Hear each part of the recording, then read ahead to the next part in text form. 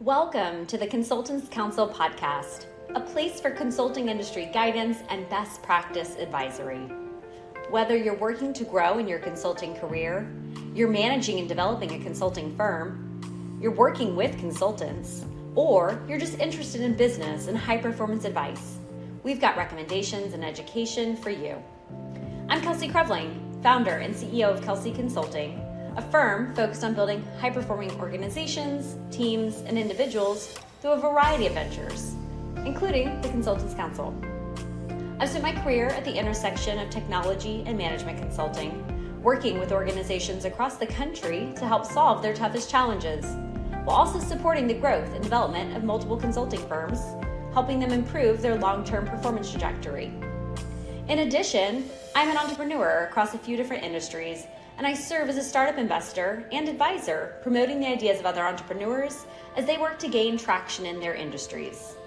With so many people gearing up to launch their own businesses and establish their own consulting practices, I want to make available the advice and lessons I've learned along the way. This podcast is made possible by Kelsey Consulting, with media support by Class Act Media. For more information, check out our site at theconsultantscounsel.com and kelsey.consulting. That's KELSC.consulting. And now, stay tuned for this episode's counseling, because the consulting world is full of nuances, and the answer is always, it depends. What's possible? Do more? Hey there, it's Kelsey Creveling with the Consultants Counsel, and on today's episode, we're going to do something a little bit different. We're going to spend some time and we're going to grieve. We're going to honor all the opportunities that didn't manifest, that did not come to fruition, whether that be jobs that we thought were going to be a great fit, companies we've started that haven't turned out, investments we've made that didn't come back with a return. We spend a lot of time honoring and acknowledging all of the celebratory occasions and milestones within our corporate and personal lives. But when things come to an end, we don't necessarily take the time to honor them and reflect upon them and ponder the lessons that we can learn from them.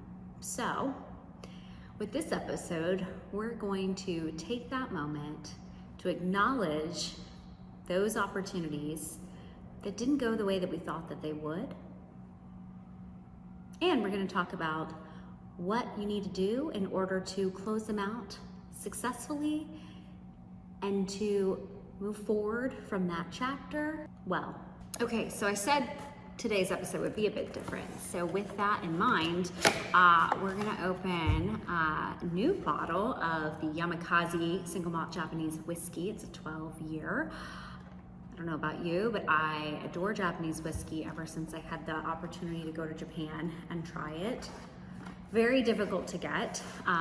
This bottle though has some significance. It was actually a gift from a fellow entrepreneur who heard that I like Japanese whiskey and got it for me. So pretty neat. And we had actually bonded over talking about our shared paths towards starting our own companies, the difficulties, the challenges, the tribulations that come from being an entrepreneur, not an easy thing to pursue. And so what better way to celebrate the closings of different businesses than with a glass of whiskey from a friend and colleague.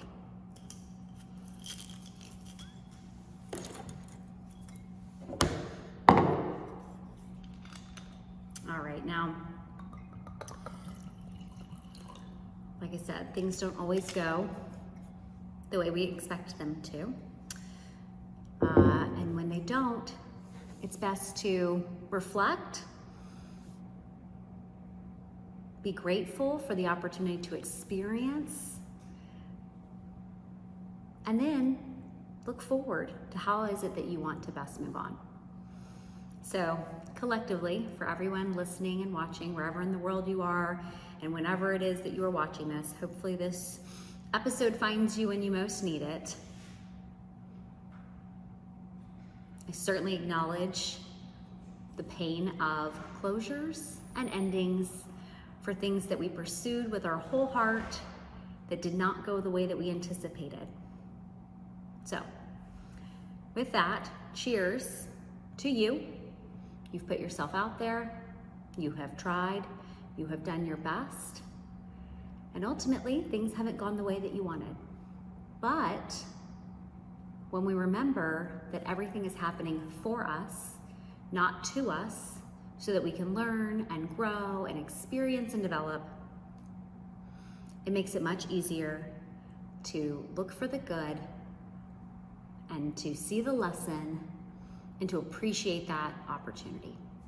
So with that, cheers. I acknowledge and honor you.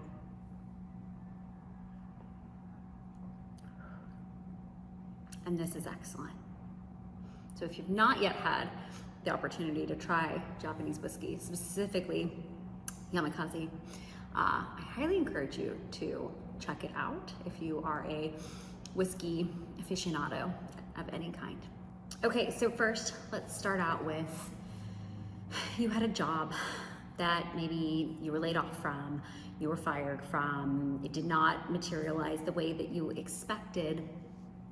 What's next? Well, when you first get the bad news, that's a blow. There is no way to just be able to circumnavigate the grief that comes along with that news. It is shocking and astounding, and you're going to feel a whole range of emotions as a result of it. I would highly encourage you to take a beat. Do not immediately start panicking. Well, don't panic at all, but don't let yourself spiral into a negativity mindset. Instead, remember, it's happening for you so that you can do something else, so that you can learn something else, experience something else, work with different people. It doesn't feel like it in the moment, right? I mean, of course, it's devastating to be laid off from a job, to be fired from a position. None of those things feel good when they happen. But time and again, when I talk with clients and colleagues who have experienced those transitions, they always let me know that it actually turned out great. They were pondering leaving and this was the push they needed, or it opened them up to a whole new realm of possibilities that they wouldn't have explored otherwise. But that takes a little bit of time to wrap your head around. It's tough to do right when it happens. And so the advice and counsel I give to clients is just take a beat. Don't immediately throw yourself into job searching. Don't immediately try and come up with other things that you can be doing. Instead, go do what brings you joy. Go spend some time doing the things that you love. Go work out, go spend time with your loved ones. Go take a cooking class if you enjoy cooking, or go, if you can, take a quick weekend trip. Do not panic. Take the opportunity to just do some things that you really love. Spend some time in meditation, spend some time journaling. And when you're ready to start reflecting on the actual event that occurred and into the transition that you're now faced with, give it at least 48 to 72 hours before you do. Then start to ponder what you want your ideal day to look like. What about your job that you were doing did you like? What about it did you not like? What about the people you were working with worked well for you? And what about it didn't? Was what you were doing fulfilling you in the ways that you're looking to be fulfilled? Journal all of that out and come up with what you want your ideal day to look like. When you get really clear on the things that you love and the things that you can't stand and the things that you want to continue to do and the things that you never want to do again, it becomes much easier to then start to parse through what your future is going to look like. But you can't do that when you're in panic mode. You can't do that when you're in that fight or flight survival mode where your entire nervous system has shut down and you cannot look objectively at the situation. So in the immediacy of those type of events, go spend some time doing something else. I know that may seem difficult in the moment, but it is truly the best thing that you can do in order to give yourself some perspective, to allow yourself that metaphorical walk around the block so that you can collect your thoughts and think clearly as to what you want your future to look like. Because these career inflection points are just that, the opportunity to transition, to reflect upon what you've been doing and to look forward into what it is that you want to be doing and to make that change consciously from a place of opportunity rather than from a position of scarcity and fear. Trust that this change has happened to you for a reason and that it will work out the way it's meant to. All right, so now we've kind of covered what happens when you're going through a job change and you've lost a position.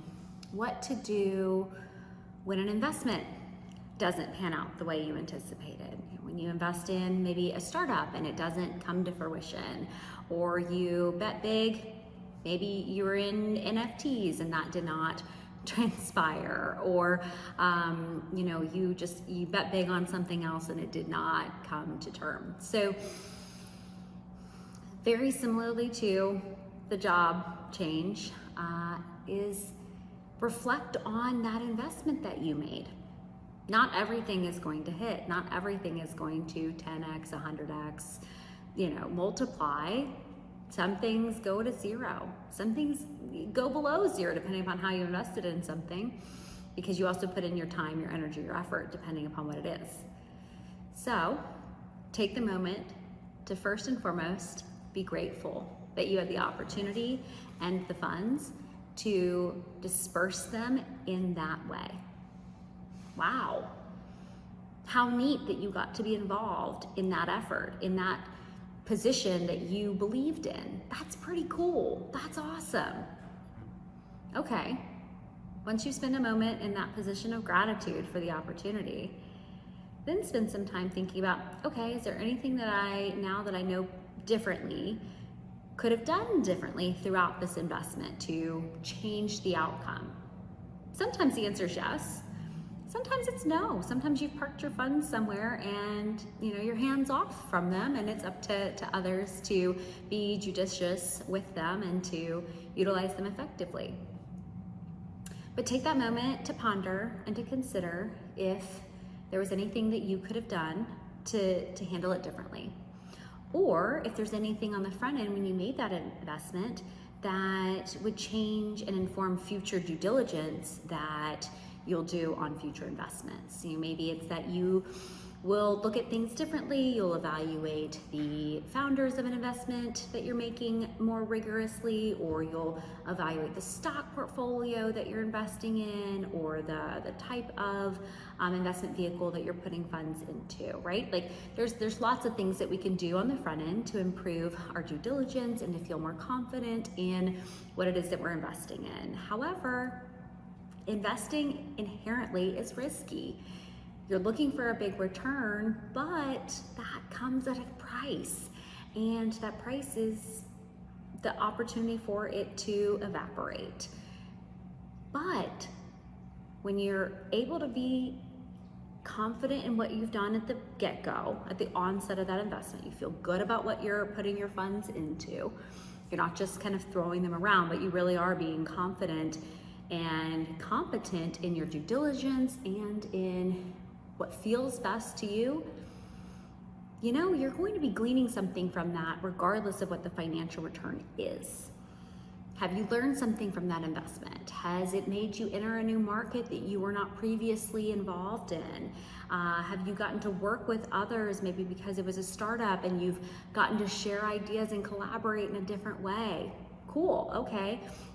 I can think of lots of different investments that reward you in ways aside just from their financial gain. So spend time in gratitude, spend time looking at what you did from a due diligence perspective, and spend time considering if there's anything throughout the life cycle of that investment that you could do differently that could have changed the outcome. And then at the end of all of that, again, raise your glass, be grateful for that opportunity, and don't let it deter you from future investments that are a good fit for you. Every investment will not turn out, but the opportunity to be involved in them and to see funds that you've worked hard for have the potential to multiply and magnify and to bless others is a really neat thing to be a part of. So honor that, be proud of yourself for it, and then don't spend any more time dwelling on it. Give it the time it deserves, and then move forward. All right, and now for the final career milestone, to grieve. What happens when it's time to close down a venture that you founded? That's a tough one. First of all, cheers to you for making something you believed in happen, for putting yourself out there and for bringing an idea to reality. That is more than most people can ever say that they have done and pursued. So regardless of the outcome, that is something to celebrate and to be proud of. Kudos. Now, how do you actually know it's time to transition and to close something down? It can happen for a multitude of different reasons. One, you might run out of just funding and you cannot continue to prolong operations. Co-founder challenges, disputes, issues, makes it impossible to continue. It may be that you've just, you're not getting the market traction that you were anticipating, and you've pivoted, you've tried different things, but it's just not happening. Or maybe that you have burned out, you have lost your passion for what it is that you're working towards, and it's no longer something that you actively want to pursue. All of these things can occur, and being able to look at them rationally and determine what is the best next step. Now, in some instances, if you have a great idea, it's doing well, but you've lost your passion and motivation for it, you can look at opportunities for an exit. You can look at ways to sell your business, and there's certainly lots of different paths that you can pursue in that regard. Selling a majority stake, selling a minority stake, bringing on investment partners. There's different things you can explore there. Doing a complete comprehensive 100% sale. All viable paths depending upon the business and your revenue generation capabilities. But what about some of those other ones where it's, we just don't think we have a market fit, or you have co-founder difficulty and challenges, or you've just run out of funds? What then? Well, I've closed down a number of different businesses through the years for a multitude of different reasons. Once it was, I and my co-founder no longer really had the enthusiasm for what it was that we were pursuing. We had other ventures that we were focusing on and believed in, and while we loved the company that we'd created and we'd found customers, we both recognized that neither of us had the bandwidth to really put into the venture what was necessary to be able to make it self-sustaining and fully operable. And we had other things that we wanted to pursue. And so we said, you know what, this has been great. We've made some money from this opportunity. We've learned a ton. We've gotten to work with others. It was a great experience, but you know what, we're gonna transition out of it and we're just going to sunset it because we didn't feel like there was enough of a market to really take it on and to sell it, and neither of us really wanted to retain it and keep it going. And so we went through the process of closing everything out. On the flip side, I've also had co-founders who did not want to continue operating a business that we had founded, and that was devastating. That was truly, really a grief-filled process.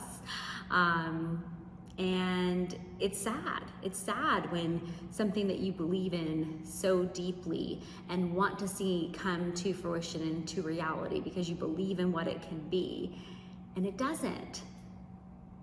You know, that's a miscarriage of that opportunity, of that potential, of that possibility. And so, taking the moment, or many, to acknowledge that and to grieve and to be sad for it, but then to take the steps necessary to close everything out efficiently and effectively is critical. And then, you know, if funding is a limitation and you've exhausted all of your options and you've, you know, dwindled down your own funds to a point where cannot continue to support this, we've not found venture or angel investors, we have not generated sufficient revenue from customers, you know, you've looked at all of the different opportunities, and it's time to, you know, transition, say, we don't have a buyer for this, we just need to close it. That happens too. And similarly, the process that one has to go through to close down the business is far more arduous than it is to start a business, which makes it even tougher. Because at the point where you're grieving, where you are sad about what has occurred, at the loss of what you believe deeply in, you're also having to jump through a number of different hoops in order to sunset it and to be able to let go and move on. It's really hard. I mean, it's like a divorce. Getting married is actually really easy. The government in different states, they make it really simple to get married, and then to get divorced, it's incredibly painful and difficult to extricate yourself and your life from another human's. Same thing with business. It's very easy to go on LegalZoom or to have your attorney file the paperwork to start an LLC or to start a company. It takes a lot of work to keep it running, and then to close it actually takes a fair bit of effort. I was talking with a friend the other day, and you know, I was mentioning to her a business sunset that I was going through, and she told me, oh my gosh, it's so painful. She actually had to hire legal help to close it out for her, because it is a difficult process to navigate, and it is.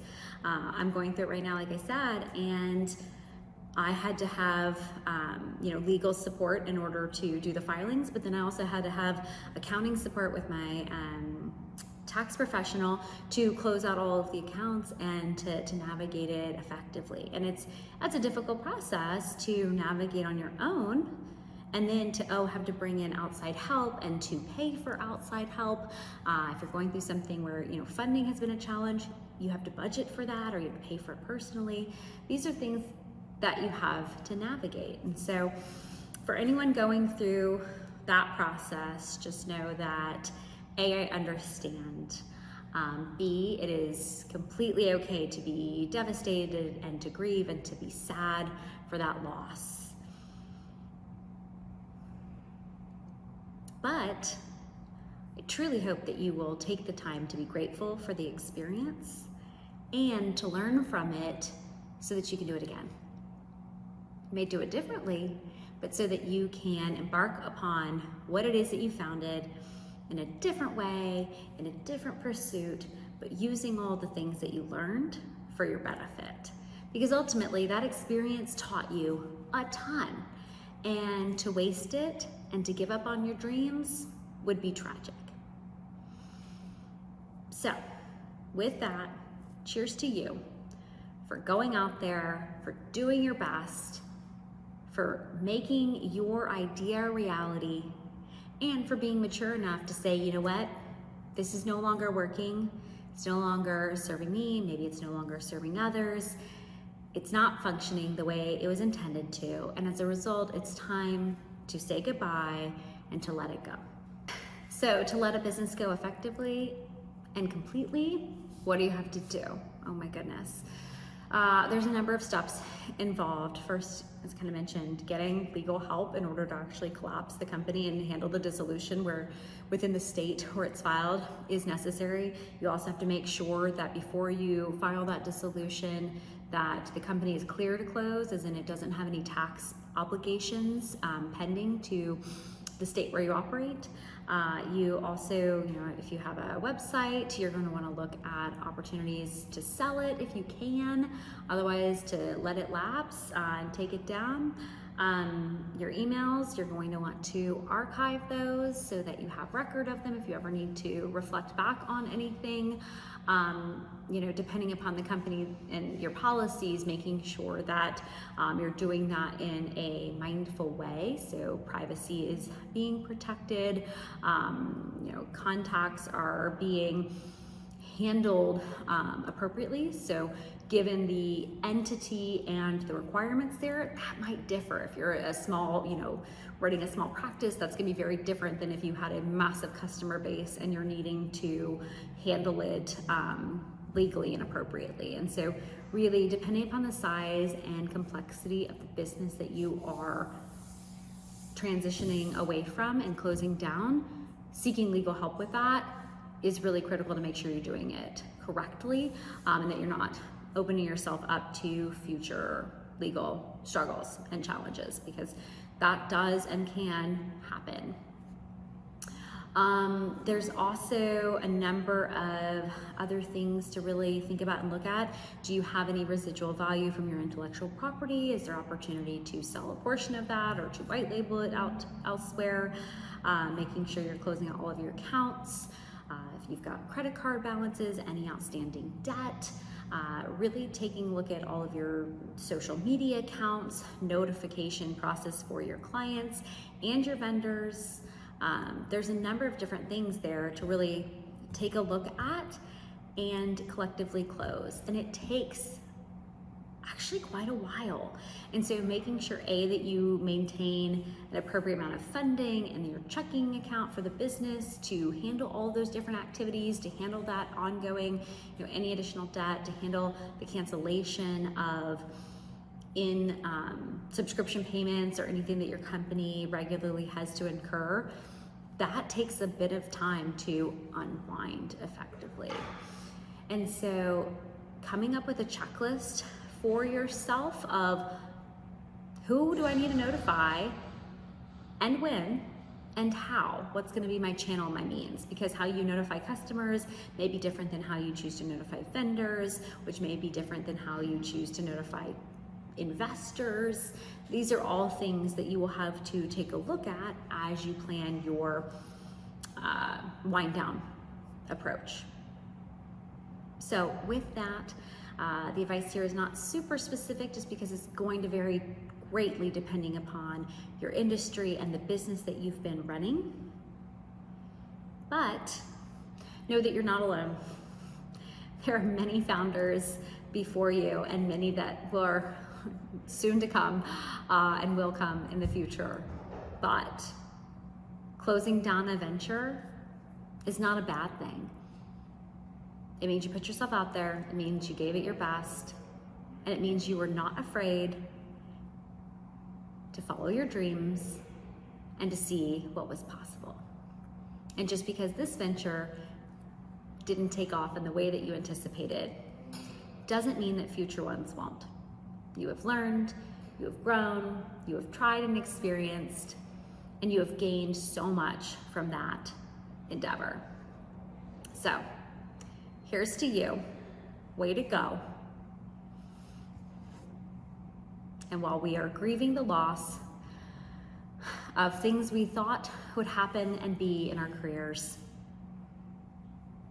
we're taking the moment to honor the experiences, to be grateful for what we did go through and what we learned and who we met. And we're excited for all that is to come. Because what's possible? The answer is everything. It just depends on what we put our time, energy, effort, and resources towards. And while it might turn out looking differently than we originally anticipated, we are exactly where we're meant to be. And that's a wrap on this episode of the Consultants Counsel. Thank you so much for your interest and engagement. Let us know what you'd like to learn more about by writing into info@theconsultantscouncil.com. Thanks to Kelsey Consulting for sponsoring this podcast and to Class Act Media for the media support. And with that, cheers and all my best. Have a great week. And remember, what's possible? Do more.